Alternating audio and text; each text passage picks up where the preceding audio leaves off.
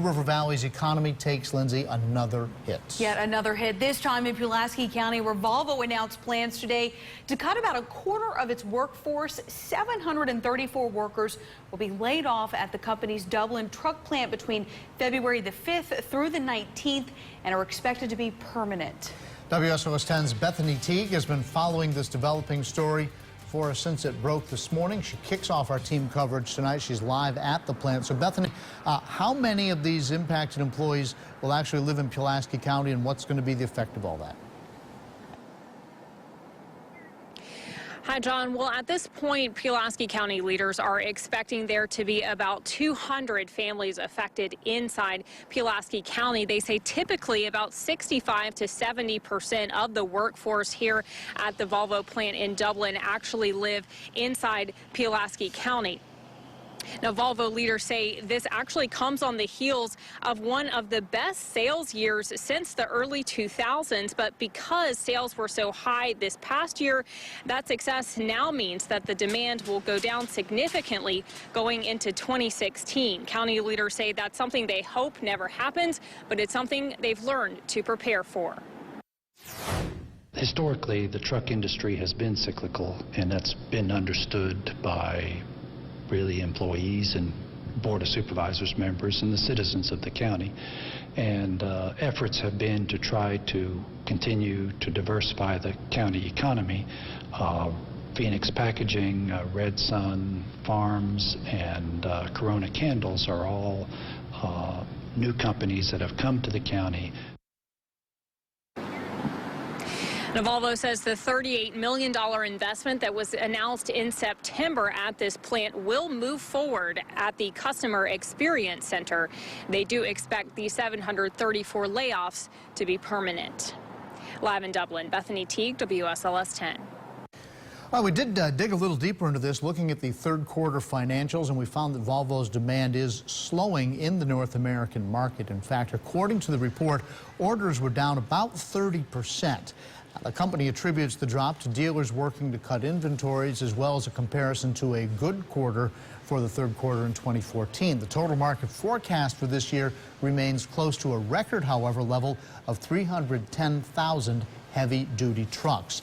Next year, however, Volvo does expect demands to continue on a, quote, good but lower level. And the layoffs announced today are not a first for the company, of course. In February of 2007, 650 people were laid off, but most were later recalled. Then in May of 2008, nearly 1,000 people were let go after Volvo announced it would no longer produce Mack trucks. The following May, another 600 employees were laid off, with another 50 to follow in October of 2009. Then in 2011, 700 employees were rehired, but another 300 workers lost jobs the following year. Tonight, WSLS 10's Bree Jackson continues our team coverage. She joins us now live in Pulaski County. So, Bree, how could the latest round of layoffs impact the local real estate? Well, Lindsay, it's expected to impact the local real estate market as well as area businesses. Now, as you mentioned, this has been seen before. It's a cyclical process, but it is expected to have an impact on the area. I did speak with one realtor earlier today, and he says he has seen this happen in the past. Dennis Bain says several of the newer Volvo hires have just completed or are now in the process of buying a home, and these layoffs could change their mindset. He says right now the median home price in this area is around $140,000, which is up from $123,000 last year. And he says workers affected by the 700 plus layoffs may now be concerned about their mortgage payments and other bills, which could have a trickle-down effect on the local economy. The economic forecast of what is going to happen does make a difference in people's mind process of how they're going to spend their money. In other words, they may not buy an appliance or they may not buy a car, those big ticket items, because they're worried about making a mortgage.